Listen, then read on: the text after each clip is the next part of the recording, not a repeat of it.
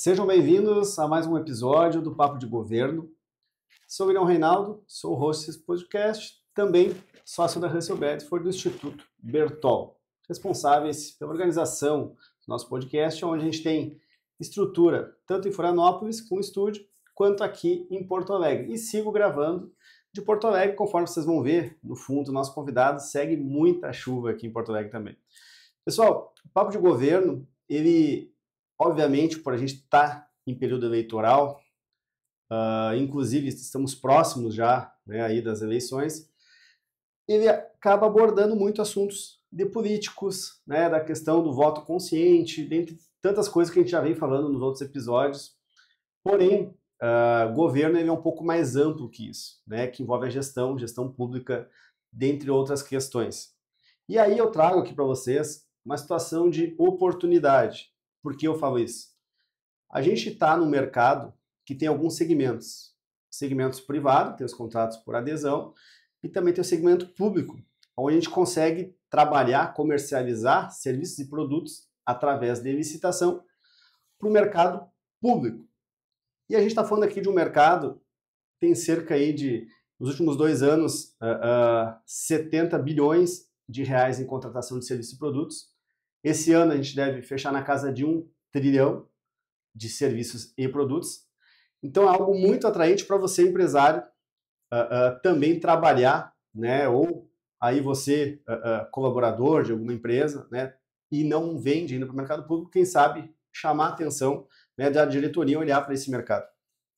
Por isso, o convidado de hoje, né, o Cláudio Soares, especialista em licitações, advogado empreendedor, consultor em tecnologia para governos, que a gente vai falar um pouco também desse serviço.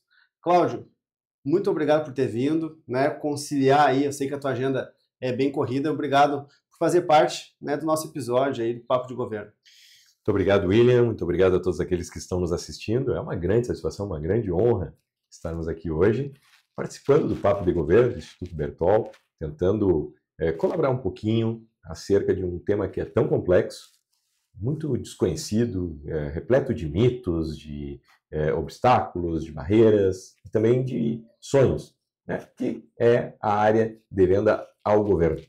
E complemento até com um termo chamado preconceito, né? Porque quando as pessoas desconhecem, né, existe um certo preconceito. Vou trabalhar com o governo, mas acredito que a gente já, devido às governanças, inclusive nos entes públicos, né, a gente tem evoluído quanto a isso, né?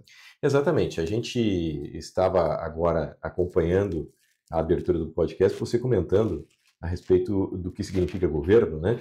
Eu, para aqueles que me conhecem, sou Cláudio Roberto Soares da Silva, advogado com mais de 25 anos de experiência e professor universitário. Estou atuando há mais de 15 anos com a disciplina de Direito Administrativo, muito focado na formação na área de licitações e contratos. E quando eu converso com os alunos acerca da ação de compra, eu deixo claro que a gente precisa saber diferenciar o que é Estado, o que é governo, o que é administração pública. São 3 conceitos que dentro da ciência pública ou da ciência política merecem ser melhor dominado pelo técnico. Tá? O Estado, aquele ente que é composto por um governo soberano, um povo, um território, todos esses elementos que compõem o Estado, eles estão ali consagrados em uma carta maior que nós chamamos de Constituição. No caso do nosso Brasil, a Constituição da República Federativa do Brasil. Esse Estado, ele é permanente. Ele está sempre ali. O que nós elegemos a cada período são os governantes que representam esse Estado. E este Estado, como um grande leviatã, ele é dividido em entes federados. Então, quando você fala em governo, este governo é a direção deste Estado nestes vários entes. É como se eu tivesse um motorista pilotando estes vários entes. E quantos entes públicos nós temos? Mais de 15 mil entes públicos no Estado-nação. E esses governos ou governantes dirigem uma máquina que é composta por pessoas que exercem atividades. Estas pessoas que exercem atividade nós chamamos de administração pública. Então nós temos entes que fazem parte da chamada administração pública direta e entes que fazem parte da administração pública indireta e que também licitam. E a gente fala da sociedade de economia mista, empresas públicas, consórcios públicos, fundações públicas, autarquias. Então, se você for falar em sentido amplo de ação de compra governamental, nós estamos falando de um público que é, sem sombra de dúvidas, o maior consumidor da Terra. O governo é o maior comprador do chamado planeta Terra.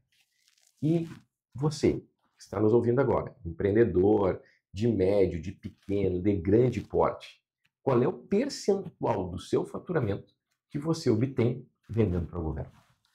E aí, Cláudio, até dou um passo atrás, né? Antes da venda, a gente tem que se habilitar para vender. E eu acredito que muito das dúvidas do empresário para trabalhar com esse mercado, que é o governo, deve ser sobre isso. E aí eu até começo te perguntando que tipo de empresa pode trabalhar com o mercado? Que tipo de empresa pode participar de uma licitação? Né? Tem algum perfil que é mais desejado, menos desejado? Né? Requisitos, algumas questões básicas, conceituais, né? Para que a gente dê aquele primeiro passo. Não, para eu trabalhar com órgão público, eu preciso minimamente ter... É extremamente interessante a gente fazer uma análise histórica dessa ação de compra para chegar nessa sua resposta. Tá? Durante os anos 70, 80, a compra pública ela era muito nebulosa. Né? Fazer parte de uma estrutura de Estado não se exigia os requisitos que hoje se exige. Então você podia ser um servidor e nunca ter feito um concurso público. A regra muda substancialmente a partir de 1988, com a Constituição Federal, onde ali também se define uma regra. E essa regra é: a ação de compra pública ela deve ser precedida de licitação. Excepcionalmente, admite-se a dispensa. Essa regra ingressa no nosso ordenamento jurídico em 1988.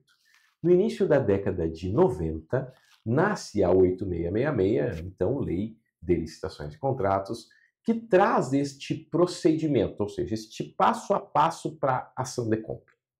É um avanço muito significativo. A partir daí, a gente começa a entender um processo burocrático, sim, um processo burocrático, que se fez necessário para se preservar o dinheiro de todos nós. O Estado começa a crescer e dentro do crescimento do Estado as ações de compra se tornam mais presentes e, consequentemente, a gente precisa ter um maior controle e a licitação nasce com esse primeiro objetivo: trazer maior transparência para o processo de compra. E você observa, ao ler as páginas policiais desta década de 90 e do início dos anos 2000, que envolvem políticos, você vai ver que os grandes escândalos estão relacionados com a ação de compra. Então, o objetivo da lei era trazer mais transparência e, mesmo assim, muita fraude, muito escândalo envolvendo a compra pública aconteceu nesses últimos 20 anos. O que eu quero mostrar com isso? Eu quero mostrar que, dentro deste processo administrativo, se criou um conjunto de atos coordenados tendentes a um fim. Qual o fim? Alcançar a proposta mais vantajosa para a administração pública. E essa proposta mais vantajosa, de acordo com a lei, era aquela que apresentava o menor preço. Bem, se eu tenho que praticar um conjunto de atos pré-determinados, quais são esses conjuntos de atos? Eu, Cláudio, você, William, quando vai num supermercado, a sua tomada de decisão ela é idiosincrática. Ou seja, é a minha análise subjetiva. Eu é que escolho a marca que eu quero, o preço que eu quero pagar, o produto que eu quero adquirir, eu tenho total liberdade. O governo não tem essa liberdade. Então, o primeiro desafio para quem quer fornecer para o governo é saber que o governo ele tem um engessamento na sua ação de compra, que foi acentuado agora em 2024, em decorrência da Lei 14.133, que veio com uma outra pegada, veio com outro apelo. Sim, fortalecer transparência, fortalecer ética, fortalecer moralidade na ação de compra, mas fundamentalmente provocar o planejamento. Porque as compras governamentais, por incrível que pareça, nunca foram planejadas, como são planejadas as nossas ações de compra. Toda empresa faz um planejamento de compra, toda pessoa física faz um planejamento de compra. Eu vou para o supermercado com uma lista de supermercado. A gente sabe que quando a gente não leva a lista, a gente compra mais do que a gente deveria comprar. E o governo nunca foi educado para planejar. Primeiro, o governo não foi educado para fazer uma ação de compra transparente. Segundo, o governo não foi educado para planejar. O empresário que quer fornecer para o governo, primeira regra fundamental, conhecer esse processo. Né? Ele tem que se preparar para vender para o governo. Nós desenvolvemos um método e a gente divide esse método em 3 fases. Todo aquele empresário que quer atuar vendendo para o governo, ele precisa passar por esses 3 níveis. O primeiro nível é o nível de preparação.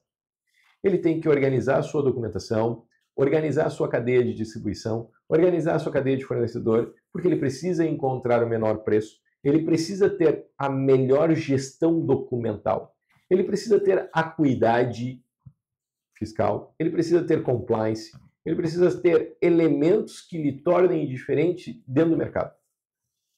Vulgo, né, a boa e velha governança. Boa e antiga governança, né? Ele precisa ter estes elementos que lhe empoderam frente à ação de compra. E aqui até faço um parênteses, né? Que a Russell Bedford ela tem essa característica de trabalhar para as empresas privadas e também públicas, no sentido de compliance voltado para a governança, porque eles são complementares. Afinal, se uma empresa está 100% em compliance, ela está, né, em governança. E aí a gente está falando de uma contabilidade séria, de uma auditoria nas suas contas, né, de processos. E a gente vê que cada vez mais, inclusive, me corrija, com a nossa maior estatal, né, desde que teve a questão da Lava Jato na Petrobras, a exigência de governança em toda a sua cadeia de prestador de serviços aumentou muito mais, né? O sistema utilizado pela estatal, no caso da Petrobras, né, o Petronet, ele tinha algum formato de contratação pré-Lava Jato e pós-Lava Jato ele se adaptou, fazendo com que as empresas tivessem níveis de governança, de controles internos, porque com esses níveis tinha mais risco, né, menos risco de fraude, no caso. Então, por isso que é muito importante para a sua empresa estar em governança, né? E aí a gente não fala só uma questão de prestação de serviço para órgão público, né? Para se adaptar às licitações, mas porque o mercado é uma tendência, né, mundial que as empresas estejam regularizadas quanto a esse quesito que hoje, que antigamente talvez não era mais falado do que utilizado, e hoje está sendo exigido em todas as esferas, desde o seu consumidor até mesmo, né, as suas contratações, por mais simples que elas sejam.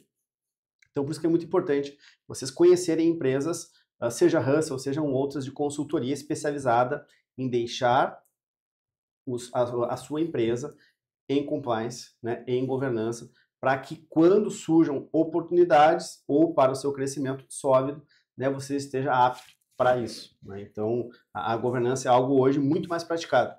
Exatamente. Então, recapitulando o que você está falando, a gente tem uma primeira etapa, que é a etapa preparatória. A governança é um dos elementos essenciais que a gente precisa ter dentro da nossa atividade empresarial para a gente querer fornecer para o governo. O segundo nível que todo empresário deve percorrer é o nível de protagonista. Então, você está ali no nível preparatório, iniciante, você pula de nível, quando vai para o nível protagonista. O protagonista é aquele que assume a condição de protagonista, ele é um player do setor. Então, ele vai disputar, ele vai precificar, ele vai vender para o governo. Esse protagonista, ele já tem o seu nível de governança estabelecido, ele já tem investimento naquela rigidez fiscal que nós comentávamos, né? E ele tem uma equipe que é capaz de brigar pelo menor preço ou pela melhor proposta, certo? Para que ele possa, então, chegar no terceiro nível, que é o nível de fornecedor. Venceu uma licitação e agora, então, ele vai assinar o contrato, executar esse contrato e receber por esse contrato. Por que eu estou falando desses 3 níveis? Porque a sua pergunta é, qual é o melhor setor, se tem um melhor setor, uma melhor empresa? E eu estou lhe dando a resposta. Eu estou dizendo, não tem um melhor setor, não tem uma melhor ou um melhor mercado. O que tem é a oportunidade para qualquer empresa que tenha organização, governança capacidade de ser protagonista e vontade de fornecer para o governo, interesse. Não há o que não haja na venda para o governo. Eu posso vender tecido, eu posso vender alimento, eu posso vender máquina, eu posso vender prestação de serviço de consultoria, prestação de serviço jurídico, prestação de serviços contábeis, eu posso vender cabelo. Esses dias eu participei de uma licitação que o ente público estava comprando cabelo para distribuir na rede pública para quem estava sendo vítima de tratamento de câncer e tal. Então, a gente tem tudo que tu podes imaginar, William, de oportunidade de venda para o governo. Agora há pouco eu saí de uma reunião que estava sendo realizada com um fabricante de... ele fabrica sungas, maiôs, biquínis, e ele me fez uma pergunta muito curiosa. Ele disse, será que tem como vender para o governo? Biquíni, sunga? Claro! Como que você acha que o Comitê Olímpico Brasileiro faz os uniformes dos atletas que vão disputar umas Olimpíadas, por exemplo? A partir do momento que esse ente recebe recursos públicos, ele obrigatoriamente tem que agir, ou tem que ter uma ação de compra conectada a isso. E nós temos várias ações públicas, várias práticas e políticas que valorizam o esporte náutico, ou o esporte de corrida, ou o esporte que exigem um investimento público em uniforme. Então, existe a condição de você vender biquíni, maiô e sungas para o ente público. Há pouco nós vimos um escândalo aí envolvendo o Exército, que tinha uma aquisição monstruosa de picanha. É possível? Era picanha, o corte específico. Sim, é possível você vender picanha, né? Houve também uma... que é engraçado, né? De se analisar outras ações de compras, como, por exemplo, se teve hora de psiquiatra, se teve anticoncepcionais, temos uma outra área de cremes dermoprotetores, temos próteses penianas que foram compradas pelo Exército. Então você se pergunta, cara, até isso o governo compra? Até isso o governo compra. A gente tem que, obviamente, conhecer o processo, como eu falei, estar preparado para a disputa, disputar e, consequentemente, contratar e fornecer. Não há o que não haja na venda para o governo. E aqui entra um ponto bem interessante, né? Porque como tem tudo, e provavelmente não, se tu é empresário, o teu produto, o teu serviço está sendo contratado nesse momento, né, pelo órgão público. Então, existem oportunidades aí na mesa. Porém, até se tem o termo preconceito antes ali, porque muitas vezes a empresa participa, né, se aventura, não preenchendo todos os requisitos que você comentou aqui, mas vontade, né, tenho vontade, tenho uma habilitação fiscal, né, estou regular, e eu consigo me habilitar porque eu tenho meu produto, eu vou participar da licitação. Infelizmente, na hora, acontece algum tipo de inabilitação, porque esqueceu, por mais que a tua regularidade fiscal esteja em dia, documento que você imprimiu, a data estava equivocada, tu não tem uma chance de reenviar, né, porque era aquele momento, naquele ato que tu tinha que ter enviado dentro da validade, né, a tua certidão. Eu vejo que muitas empresas, que às vezes até criticam um pouco trabalhar com órgão, inclusive a lei de licitações, ou como você citou agora a nova lei de licitações, pelo desconhecimento.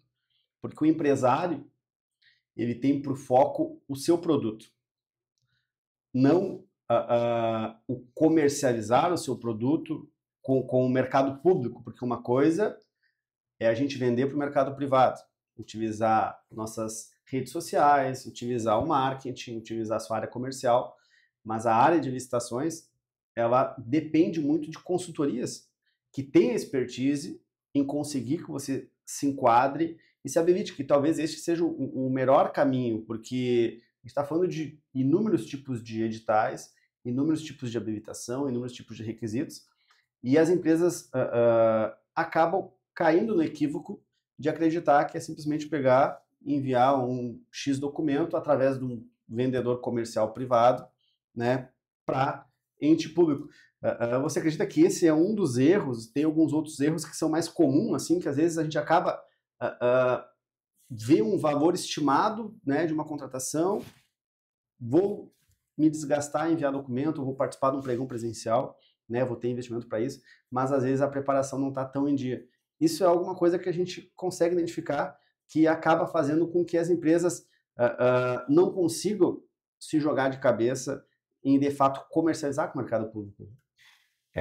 Eu acho um crime que alguns profissionais estão fazendo no mercado de divulgar que vender para o governo é muito fácil, né? E a gente observa aí alguns cursos, alguns treinamentos, 199 saiba tudo sobre licitações. Enriqueça vendendo o governo por R$ 59,90. É impossível. Tá? Vamos deixar bem claro para os nossos ouvintes. Nós temos uma nova lei, a Lei 14.133, que nem os agentes públicos sabem como utilizar muito dos seus princípios e das suas regras. Essa é a verdade. Tá? E esta lei traz características gerais e uma grande novidade para o nosso ordenamento da ação de compra. Cada ente público pode disciplinar esta lei como melhor lhe convier. Então, o melhor lhe convier. Olha o que acontece dentro desse cenário. Nós temos mais de 20 mil entes públicos. Um ente público como a União, por exemplo, tem 90 regulamentos para 14.133. Um ente público tem 90 regulamentos. Ou seja, são 90 detalhamentos da lei. Para eu disputar uma licitação para fornecer algo para a União, eu tenho que conhecer a 14.133 e esses 90 regulamentos. Muitos deles têm mais artigo do que a própria 14.133. Para você ter um tamanho da dimensão de análise de dados que eu preciso fazer para não deixar passar nenhum detalhe. Então, já vamos desmistificar a tese de que licitação é algo fácil. E que é só o menor preço. Porque às vezes a gente lê, né, o edital, a gente comentou aqui, menor preço, ou seja, se eu tenho o meu melhor preço, eu vou arrematar e vou levar essa licitação. Não necessariamente. Tem muitos órgãos que, por prática, por cultura, ou melhor dizendo, né, de inúmeras participações que acabam tendo, normalmente quem arremata o seu produto chega a ser o 10º colocado. Porque muitas vezes tem planilha, tem esses... E agora, isso que o Dr. Cláudio está trazendo aqui para nós, né, que vem da nova lei de licitações, que muitas vezes nenhum agente está preparado, é importantíssimo que a sua empresa tenha um bom jurídico, uma boa assessoria nesse sentido, porque você pode arrematar sem ter o menor preço. E isso pode ser um diferencial. Então, cuidado quando a gente exatamente acha que é fácil, acha que é só ser competitivo, mas quando por trás tem um arcabouço de legislação que pode te derrubar, no sentido literal. São detalhes técnicos que o especialista sabe como dimensionar, e esse é um aspecto importante, né? Eu, durante muitos anos, trabalhei com várias áreas do direito, e um advogado que sai da capital, vai para o interior, enfrenta o desafio de advogar no interior, ele acaba buscando a generalidade como uma forma de colocar o arroz e o feijão na mesa, né? Para eu me tornar competitivo nesse setor, eu precisei fazer o caminho inverso. Mesmo sendo um advogado no interior, eu precisei buscar a alta performance, buscar a qualificação absoluta em licitações de contratos para eu estar disputando o mercado com grandes players, colegas de todo o Brasil.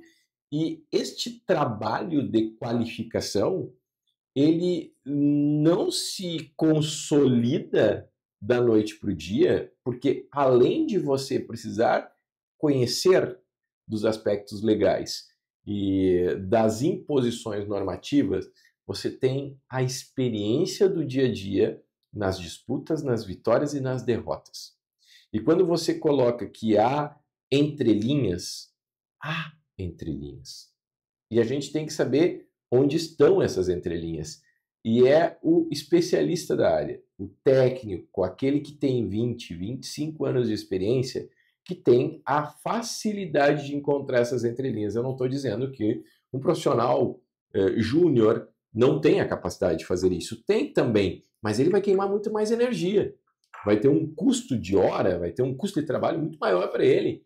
Isso repercute numa diminuição de volume de disputas. Você tem que saber, quando você monta a sua equipe, qual é o perfil do profissional que você está colocando, porque este perfil mais jovem, este advogado mais júnior, vai lhe dar uma capacidade de atendimento de disputa. Por quê? Porque ele tem menos experiência, ele vai ter mais cuidado para ler as entrelinhas ou para achar as entrelinhas para você ganhar. E um bom profissional faz isso. Então, ao invés de você participar de 10 licitações, você vai participar de uma. Ao invés de você participar de 20, você vai participar de 2. Mas serão 2 disputas bem preparadas pelo seu júnior. Quando você busca um advogado com mais experiência, busca um profissional com mais cancha no mercado, ele já tem os atalhos. Então, ele vai poder lhe dar um volume maior de participação.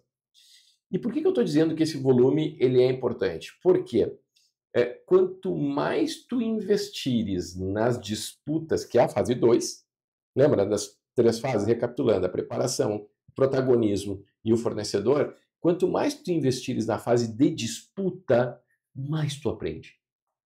É ali que todo mundo aprende.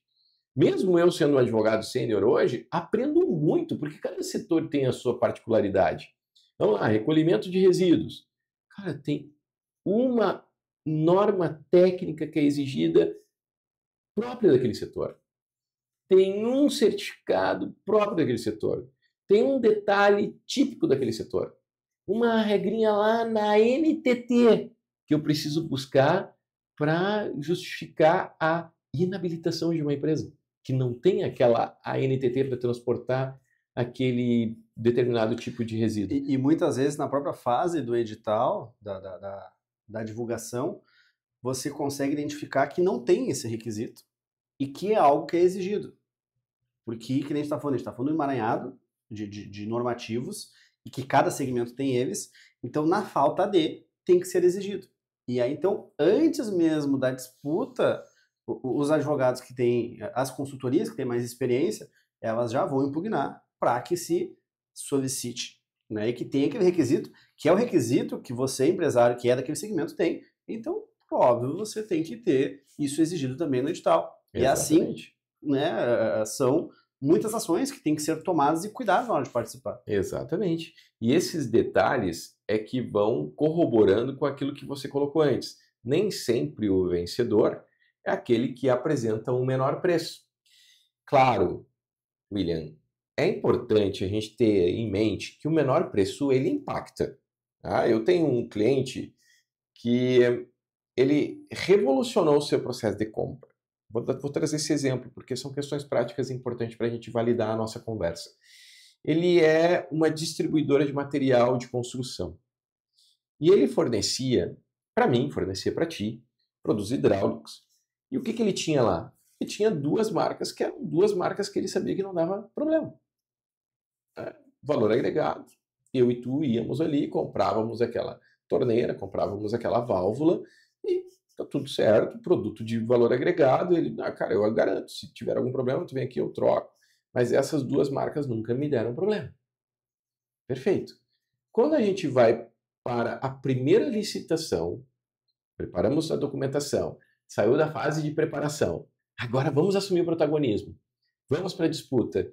Qual é o problema? Aquelas 2 marcas que são premium, que tem preço maior, valor agregado maior, ficaram em último lugar na disputa de preço. Porque entrou um fornecedor entregando a torneira e entregando a válvula de um fornecedor chinês, preço muito mais barato, muito mais baixo, né? Como o grande vencedor do certame. Ao analisar a documentação, ao verificar a composição, eu disse, cara, aqui está tudo certo.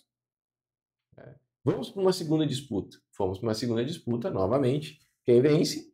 O mesmo vencedor da licitação anterior, com o mesmo produto, com o mesmo. Fomos para uma terceira, a mesma coisa. Ou seja, ao fazer uma análise de mercado desse licitante vencedor, o que eu identifiquei? que ele era um grande importador de produtos hidráulicos. Eu disse para o meu cliente, se tu não entrar no jogo e fazer a importação de uma torneira e de uma válvula de preço baixo, não pensa que esse produto tu vai vender para mim e para o William. Pensa que esse produto vai vender para o governo, porque é o produto que o governo está qualificando. Que é os Se o requisitos governo quer isso, tu fornece isso. Ah, mas o governo está comprando gato por lebre, porque, olha só, minha torneira, minha válvula é muito melhor por causa disso, disso, disso. Mas, cara, não é o que o governo... Não adianta tu ficar dando murro em ponta de faca. Ou a gente encontra um fornecedor lá fora que tem um preço competitivo, que a gente possa vencer uma licitação pelo preço, ou não adianta. Porque nesse tipo de ação de compra, não há documento que faça milagre, né? Ou ausência de. Então, o que ele fez? Ele revolucionou a situação de compra. Ele foi para a feira de Canton, viajou, encontrou um fornecedor, trouxe uma torneira e uma válvula competitiva e há 2 meses, 3 meses atrás, ele foi em abril, então há 2 meses atrás a gente começou então a fazer as primeiras disputas com este preço do fornecedor chinês, trazendo o mercado para cá, o produto para o mercado local. Aí ele se tornou mais competitivo. A gente já conseguiu vencer a primeira, na segunda a gente já ficou em segundo lugar, na terceira a gente está vencendo também. Então a gente já consegue ter... Se adaptou. Se adaptou. O que ele fez? Ele criou dentro da loja, dentro do negócio dele, uma linha para atender o governo. Aquele produto, aquela torneira, aquela válvula não está para mim, não está para ti. Então ele não vende para o consumidor final, mas está reservada para as licitações governamentais. É isso que, muitas das vezes, o empresário precisa compreender. Mas, Cláudio, por que ele faz isso para vender para o governo? Por quê? Porque ele tem uma base de distribuição, ele é um distribuidor importante. Então, quanto mais governo ele abrir, maior amplia a logística dele. Então, ele agrega valor no transporte, ele já está transportando, ele ganha em logística. Então, se ele está entregando no município X e ele participa de uma licitação no município Y, e ali ele já tem clientes, pessoa física, ele está diluindo o custo de logística, que é um custo muito caro para quem distribui materiais. Né? Quem trabalha com construção civil sabe que você distribuir cano de concreto, cimento, tijolo, barra de ferro, isso tudo tem um valor muito agregado relacionado à logística. Se você conseguir diluir isso para entregar outros produtos como torneirinha, que não tem uma demanda muito grande na carga, você reduz o seu custo. E você repassa isso para o seu consumidor, que está numa outra cadeia. Então, a lógica dele é de estratégia de gestão. Ele traz o poder público, o fornecimento do poder público, para ele baratear o custo logístico. E ele ocupa um mercado maior junto à iniciativa privada. Muito inteligente. Muito inteligente. Em se tratar de produto que já tem um valor, muitas vezes, pré-definido e tabelado, todo detalhe, que é o caso aqui do exemplo da cadeia logística, tu consegue ter um diferencial para que tu consiga ali sim colocar, né, como um player, né, que predomina ali o mercado, e aí sim tu conseguir arrematar seus projetos quando se fala de menor preço. Exato, tu pensa ali Moirão, né, para você fazer cerca, né? Ele tinha um cálculo que até tantos quilômetros era rentável, poderia fazer, depois daqueles quilômetros ali não dava mais para ele vender. Como ele começou a ampliar a ação de venda para o poder público, ele começou a ampliar essa quilometragem. Consequentemente, ele ampliou o mercado consumidor dele, pessoa privada, a partir das vendas para o governo. Ele disse, agora justifica eu levar um caminhão 10 quilômetros a mais, 15 quilômetros a mais, 20 quilômetros a mais. Aquele município também comprando. Cláudio, a gente agora indo para uma outra questão, né, envolvendo ainda, né, o setor público.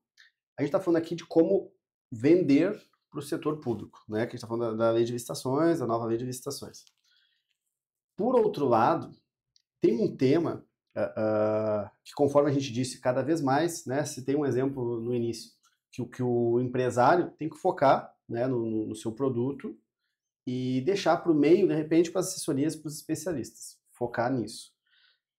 Eu vejo que tem um tema que já é apolítico, no sentido de que, seja esquerda, seja direita, já existe um consenso que são as PPPs e as concessões, que é nada mais do que o governo também focando na gestão pública e deixando algumas execuções para as grandes empresas privadas assumirem, né, o protagonismo.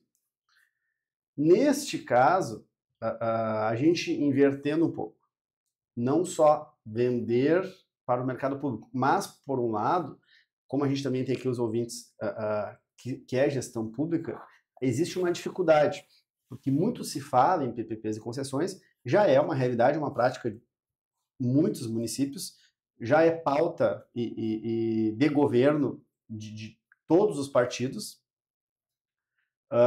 porém, a gente vê que existe, como você comentou, que o próprio agente público tem dificuldade para fazer contratações, até de itens mais simples, devido à atualização agora do normativo, da nova lei de licitações, em que pese a contratação ou a criação, estruturação, modelagem de uma PPP e de uma concessão. Então, assim, indo para uma área mais premium, digamos, né? A gente está sendo aí pegamos um pequeno empresário e agora a gente está falando de soluções públicas que já é uma realidade para o nosso governo, seja esfera federal, estadual, municipal.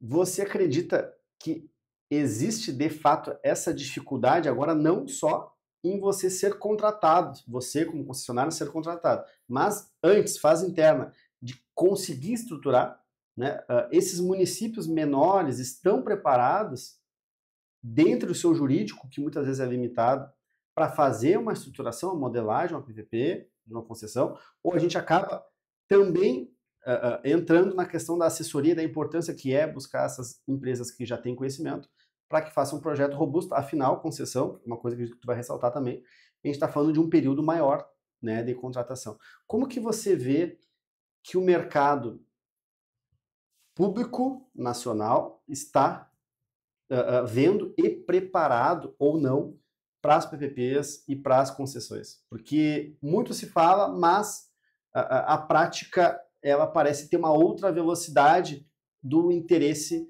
que a própria gestão pública tem, porém a sua solidificação, né, a conclusão de uma operação, de uma PPP, de uma concessão, não parece estar acompanhando o desejo da gestão pública.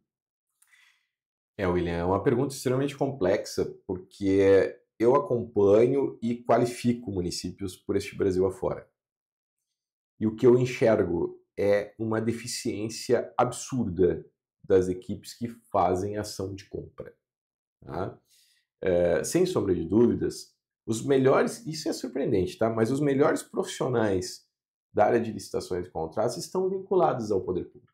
Os melhores profissionais estão vinculados ao poder público. São auditores dos tribunais de contas, são procuradores, são membros do Ministério Público. Então, os maiores profissionais que nós temos no mercado hoje, ligados a compras públicas, estão dentro do Estado. Né? Mas, Cláudio, na iniciativa privada nós não temos bons advogados, nós não temos bons consultores nessa área. Temos. Mas é muito raro você encontrar um especialista em licitações e contratos que bata de frente e conheça tanto quanto conhece um auditor do Tribunal de Contas. Tá? Existem, mas são raros. O que eu quero dizer com isso? É que nós temos, dentro da esfera pública, níveis de compreensão sobre os processos. Então, quando a gente vai falar em PPP e em concessão, se nós estivermos falando em âmbito de PPP e concessão federal, vai ter uma alta expertise te auxiliando a desenvolver belos projetos. Então, tu vais identificar belos projetos de PPP e belos projetos de concessão sendo trabalhados em âmbito federal com excelentes procuradores, excelentes advogados gerais da União e, por incrível que pareça, aí, neste nível, você vai ter uma dificuldade técnica da iniciativa privada. Mas há grandes escritórios que trabalham na linha premium para participar de concessões, PPPs, nos processos? mas os profissionais que ali estão não são tão qualificados, né, ou muito mais qualificados do que aqueles que estão assessorando a União. Essa é a primeira observação importante. Quando você vai para o âmbito de Estado, PPP e concessão estadual, aí tu já começas a identificar falhas nas procuradorias estaduais, você já consegue identificar limitações nos processos, porque os principais atores enfrentam muito desconhecimento sobre determinadas áreas. Aí tu já vê a iniciativa privada pelos técnicos, entrando em equilíbrio de forças. Quando você vai para PPP e concessão municipal, aí sim a balança desequilibra. Os especialistas e profissionais vinculados à iniciativa privada conhecem muito mais do processo, conhecem muito mais das particularidades do que aqueles procuradores ou aqueles técnicos que estão dentro do município. Então, para você responder uma pergunta como a sua, a primeira análise que tem que se fazer é essa. A PPP, no âmbito municipal, vai enfrentar desafios que são muito maiores que a PPP no âmbito estadual e muito maiores que na PPP, e esses desafios são de desconhecimento técnico. E qual que é a alternativa, né, para o município? Vamos pegar o município, né, que ele é mais carente de... Contratar a Russell Bedford para fazer a consultoria para ele, né? Na verdade, os municípios, eles deveriam ter esta capacidade de buscar apoio na iniciativa privada, ou então... Maturidade também, né? Porque muitas vezes, poxa, mas eu sou procurador aqui, eu já trabalho com licitações, só que é isso que a gente quer diferenciar, são níveis de complexidade totalmente diferentes. Né? Totalmente diferentes. Se a gente for falar, por exemplo, em PPP, né, que é a concessão patrocinada, a PPP tem que ter um fundo garantidor, você tem que apresentar esse fundo garantidor, a composição desse fundo, tem que constituir isso provavelmente vai depender de um processo legislativo prévio, tu tem que criar uma lei, então tem um trabalho preliminar para uma PPP que a maioria dos procuradores não sabe, e não é que eles não sabem, né, cara, a gente estuda sobre isso na faculdade, então tu não te forma em direito sem saber o que é PPP. Mas o que eu quero dizer é que o procurador está ali envolvido com o motorista da ambulância que foi flagrado ultrapassando o sinal vermelho, ele tem que fazer a defesa dele, porque é um servidor da prefeitura que vai ser processado. Ele tem que atender ao pedido da Defensoria Pública de um medicamento que uma criança está ali. Ele tem que ver a defesa do município de uma vaga numa escola, ele tem que analisar Então, ele tem muita coisinha do dia a dia do prefeito que ele precisa resolver, ou do município que ele precisa resolver, e a PPP é algo extremamente complexo, que ele tem que parar, baixar a cabeça, se dedicar tempo e tal, que se ele fizer isso, essas pequenas coisas vão explodir, e ele não vai dar conta. Então, E o Tribunal de Contas está aí. Está aí, o Tribunal de Contas está aí. Então, é essa a grande tensão que a gente precisa mostrar para os procuradores, que se ele buscar um apoio técnico qualificado no âmbito municipal, vamos deixar bem claro isso, né? Porque no âmbito municipal, sim, as prefeituras enfrentam muita dificuldade em executar um projeto de PPP, as prefeituras enfrentam muita dificuldade em executar um projeto de concessão. Investe um pouquinho, contrata uma consultoria que vai te entregar isso de mão beijada, ou que vai fazer um trabalho de excelência para ti e vai te colocar na mão a capacidade de tu executar uma PPP que o Tribunal de Contas não vai apontar, uma concessão que o Tribunal de Contas vai inclusive te elogiar. Vai construir contigo, né? Porque o Tribunal de Contas... Eu entrevistei o conselheiro Edson Brum, do Tribunal de Contas aqui do Rio Grande do Sul, o Erneuso Nadal, que é o presidente do Tribunal de Contas de Santa Catarina, e eles estão preocupados com o preventivo também, que é contribuir na construção também dos projetos. Então, a gente tem que saber que tem que utilizar esses acessos para que dê agilidade na operação e que torne ela coesa para que lá na frente não tenha interrupções. Né? E com uma concessão, vocês estão vendo o que está passando alguns estados aí para fazer, seja de saneamento, iluminação, rodovias, né? Então, é algo que pode trazer transtornos para toda uma sociedade se ela for mal construída. Exatamente. Nós estamos fazendo duas abordagens a respeito do tema. Primeiro é do profissionalismo técnico, tá? Que eu enxergo, não só eu, como todos os demais que atuam na área, uma incapacidade técnica Eu não gosto de dizer desconhecimento técnico, eu gosto de dizer incapacidade técnica dos operadores locais. E um segundo aspecto que a gente não falou aqui, mas é importante a gente falar até para dar um link com outro tema, que é a defasagem tecnológica. Porque técnica e tecnologia hoje andam de mãos dadas. Quando você diz assim que o Tribunal de Contas quer ser mais parceiro no preventivo, cara, o Tribunal de Contas vem investindo fortunas em ferramentas tecnológicas para ele ser cada vez mais eficiente na repressão. Na repressão. Então, como o Tribunal de Contas está botando uma grana para desenvolver robô, para apontar os teus erros, utilizando inteligência artificial, dentre todas as ferramentas que estão aí, para tudo. Então, se ele está investindo para apontar os teus erros, é nada mais do que justo que ele se ofereça para antecipar aquilo que o robô vai apontar, não é? Porque quem trabalha com tecnologia, é uma particularidade nossa também, se eu defendo um algoritmo do que é certo, é porque eu sei o que é um errado. Então chama a galera e diz assim, olha, se vocês não fizerem isso aqui, o meu robô vai te apontar.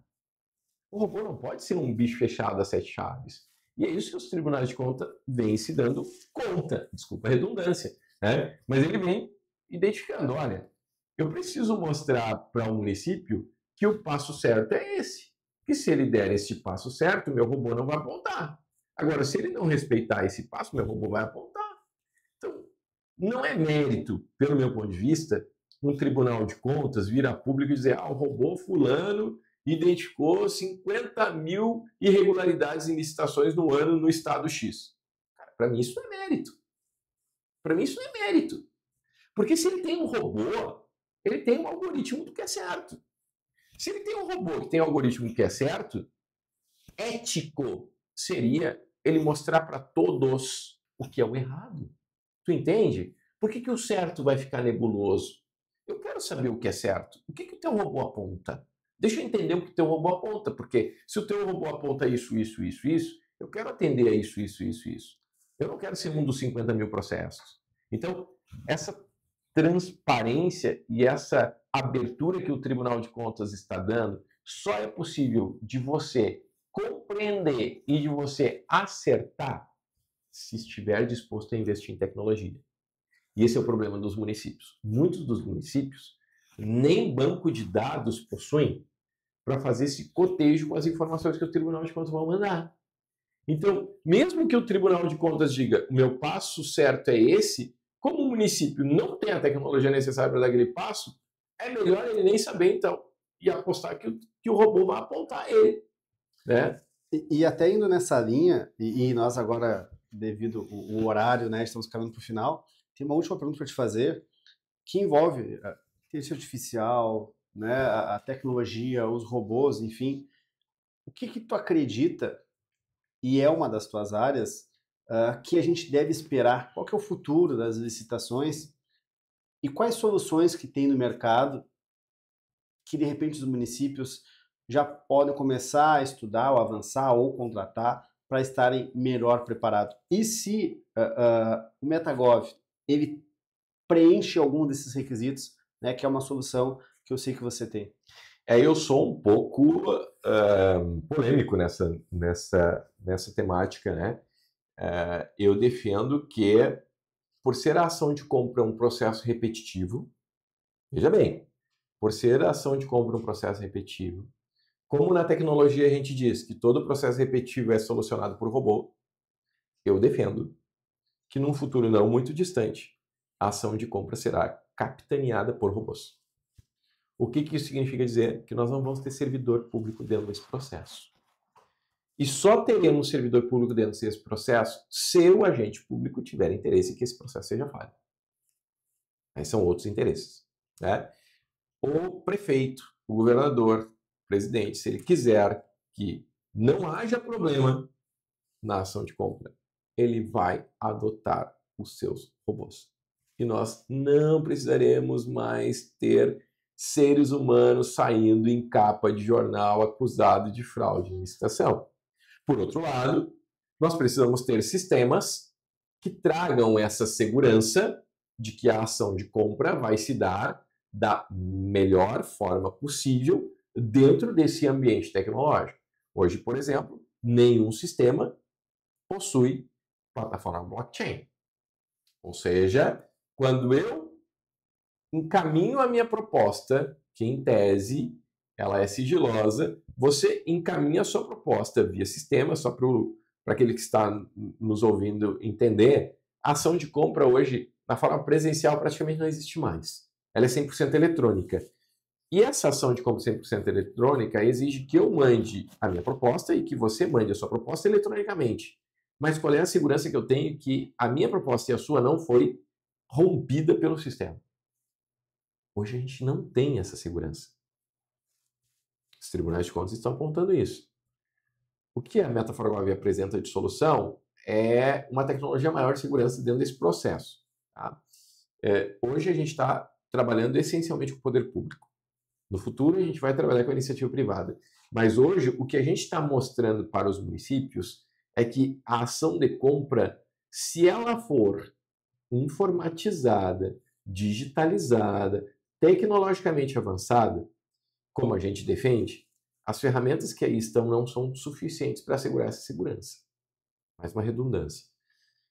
A gente precisa ter ferramentas corretas para possibilitar que esse movimento de migração da ação de compra presencial para a digital ocorra de maneira íntegra, sem favorecimento A ou a B por rompimento de sistema. Em outras palavras, aqueles que estão nos ouvindo vão entender o que eu estou falando. Ponto eletrônico, né? Controle de jornada de trabalho por ponto eletrônico. Se o meu empregado vai ali, põe o ponto às 7 horas e 59 minutos, eu não posso ter acesso no sistema para botar às 7 horas e 50. Se eu tenho esse acesso, não é confiável esse ponto. A né? MetaForGov, então, vai ao encontro de um ambiente de contratação. Exatamente. Nós estamos já bastante evoluído. Nossa plataforma ela é uma plataforma que conecta empresas ao governo e governo a empresas. Então, a gente criou um cenário, né? Nós criamos uma plataforma onde o governo entra nessa plataforma e diz o que ele quer comprar. E o empresário diz o que ele quer vender. Né? Nós não estamos inventando a roda, né? Nós estamos seguindo o que outras empresas já fizeram, só que a gente está trazendo uma maior tecnologia. Nós estamos trazendo blockchain. Então, a nossa tecnologia ela é hoje incorrompível, né? Mas isso tem um custo. E como eu disse, enquanto você tem um preço alto e o governo não quer comprar, não adianta você querer vender. Então, nós estamos nesse cenário ainda, né? Com uma plataforma que ela é um pouco mais onerosa e que chama a atenção de alguns entes públicos, que são entes públicos que querem uma maior eficiência nessa ação de compra. Porque quando você tem módulos que são estanques no passo a passo, você diz assim, para você comprar, para você fazer uma PPP, deste passo, este passo, este passo, este passo. Você só dá o segundo passo se for validado o primeiro, só dá o terceiro se for validado o segundo. Nós fizemos isso. Mas tem município que não quer esse engessamento. Que quer ter um desviozinho em tal lado, ou um atalhozinho por outro. Nosso sistema não possibilita isso. Então a gente tem que ter esse cuidado comercial daquilo que a gente está desenvolvendo, que o nosso público, ele é um público um pouco mais selecionado, ele é um público mais exigente, a gente está atuando com alguns municípios, fundamentalmente municípios que eu acho importante de se destacar, do interior de Santa Catarina, Paraná, Minas, são municípios que estão muito preocupados em fazer boas ações de compras, em não ter apontamento, em fazer com que aquela ação de compra ela seja eficaz, mas não eficaz de encontrar o menor preço, eficaz de ser transparente, segura, de buscar um bom fornecedor, né? Porque tudo isso envolve ação de compra pública. Nós temos que identificar se aquele fornecedor é um empresário local ou não é. Eu defendo que a ação de compra pública ela é uma importante ação de fomento. Ela incentiva o crescimento da cidade quando tu pega o dinheiro que é público e coloca na própria cidade, né? Pega um MEI, pega um empresário local e você fomenta a geração de riqueza ali. Nem todas as plataformas estão preparadas para isso, a nossa está. Nem todos os municípios estão preparados para isso. Nós estamos qualificando os nossos municípios clientes para que isso aconteça. Então, esses elementos é que fazem parte da história da Meta4Gov. A Meta4Gov, ela como empresa de tecnologia, desenvolve soluções para o governo e nessa área em específico, a gente vem criando uma plataforma que aproxima o governo de empresas de governo, mas que tem alguma filosofia por trás, que é a segurança, é o fortalecimento econômico daquela cidade ou daquela região, aproximando os fornecedores daquela cidade ou daquela região para que eles sejam mais competitivos. A gente tem que fazer isso de forma legal, né? Trazendo maior transparência para os processos. Então, a gente tem uma série de situações ali que nos tornam diferenciados no mercado. Não, perfeito. Então, Cláudio, para a gente encerrar mesmo, como que faz, assim, tanto para a Meta4Gov, quanto te localizar nas redes sociais, tu é bem ativo, busca trazer as novidades, agora em especial com a nova lei de licitações, que é um emaranhado de dúvidas que a gente acaba tendo, né? Qual que é aí o arroba para achar essas informações, né, e ir atrás? Nós estamos em todas as plataformas, LinkedIn, Facebook, mas fundamentalmente no Instagram, é a área onde a gente mais atua, prof.dr_Cláudio Soares, né, é o nosso perfil. Estamos atuando de forma muito presente com a Meta4Gov também, é fácil de achar, Meta4Gov, tanto no Instagram, quanto no Facebook, quanto nas páginas também, essa mesma denominação, Meta4Gov fora do 4, né? Então se escreve Meta4Gov. E nós estamos também preparando agora um trabalho especial para ser lançado em 2025, a gente está em pré-lançamento agora, que é a nossa mentoria para qualificar os gestores públicos e para qualificar também profissionais que queiram estar atuando na área de licitações e contratos, né? Além de estarmos trabalhando com as empresas e prestando essa consultoria em âmbito empresarial, a gente vem trazendo a relevância da qualificação e do treinamento nessa área. Como eu destaquei, está se tornando cada vez mais complexo lidar com a temática de licitações e contratos. E em sala de aula, quando a gente estuda licitações e contratos, é 1 hora ou uma aula com 2, 3 horas, não mais do que isso. Porque dentro da grade curricular do curso de Direito, a gente não tem margem para trabalhar mais do que 1 ou no máximo 2 aulas em praticamente todos os currículos que a gente vem acompanhando aí.